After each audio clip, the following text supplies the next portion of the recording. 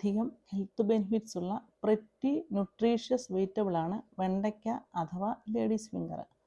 അതുകൊണ്ടുള്ള മെഴുക്കുവരട്ടി ഒട്ടും കുഴയാതെ ടേസ്റ്റി ആയിട്ട് എങ്ങനെ തയ്യാറാക്കാമെന്ന് നോക്കാം.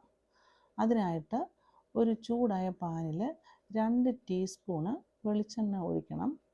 എന്നിട്ട് കടുക് പൊട്ടിക്കുക. കൂടെ തന്നെ 1/2 ടീസ്പൂൺ കുരുമുളക് പൊടി, ഒരു സവോള അരിഞ്ഞതും കൂടെ റോസ്റ്റ് ആക്കുക. അതിനുശേഷം ഇതൊന്ന് റോസ്റ്റ് ആയതിന് ശേഷം അരിഞ്ഞു വെച്ചിരിക്കുന്ന 300 ഗ്രാം വെണ്ടയ്ക്ക കൂടി ഇട്ട് ഒന്ന് ഇളക്കുക. വെണ്ടയ്ക്ക അരിയുന്ന സമയത്ത് അരിയുന്നതിന് മുമ്പേ നന്നായിട്ട് കഴുകി തുടച്ചിട്ട് വേണം അരിയാനായിട്ട്.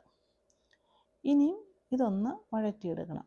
ഇതൊന്ന് വഴന്ന് വരുമ്പോൾ ഇതിലേക്ക് 1/4 ടീസ്പൂണ് മഞ്ഞൾപ്പൊടി ഇട്ട് ഇളക്കുക.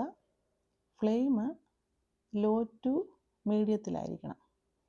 ഇനിയും 1/2 ടീസ്പൂണ് ഉപ്പ്, അതുപോലെ 1 ടീസ്പൂണ് നാരങ്ങാനീര് എന്നുകൂടി ഇട്ട് നന്നായിട്ട് മിക്സ് ആക്കണം. നാരങ്ങാനീരില്ലെങ്കിൽ അതിന് പകരം വാളൻപുളി വെള്ളം ഒഴിച്ചാലും മതി. അങ്ങനെ എല്ലാം കൂടെ മിക്സ് ആക്കിയിട്ട് 1/2 മിനിറ്റ് അടച്ച് വെച്ച് വേവിക്കുക. എന്നിട്ട് തുറന്ന് നോക്കുക. ഇപ്പോൾ വെന്ത് വന്നിട്ടുണ്ട്.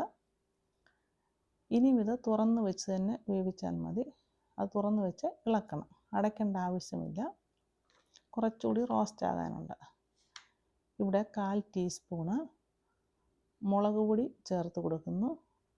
അതുപോലെ 1/4 ടീസ്പൂണ് ഗരം മസാല, കുറച്ച് കറിവേപ്പില, ഇതെല്ലാം കൂടി ഇട്ട് നന്നായിട്ട് ഇളക്കുക. ഈ മസാലകളെല്ലാം ഇതിൽ നന്നായിട്ട് പിടിക്കട്ടെ. അതുപോലെ നന്നായിട്ടിത് മസാലകൾ പിടിച്ചതിന് ശേഷം ഫ്ലെയിം ഓഫ് ആക്കുക. നല്ല അടിപൊളി ടേസ്റ്റിലുള്ള വെണ്ടയ്ക്ക റോസ്റ്റ് തയ്യാറായി. വെണ്ടയ്ക്ക എല്ലാം വെന്ത് മസാലയിൽ നന്നായിട്ട് പിടിച്ചിട്ടുണ്ട്.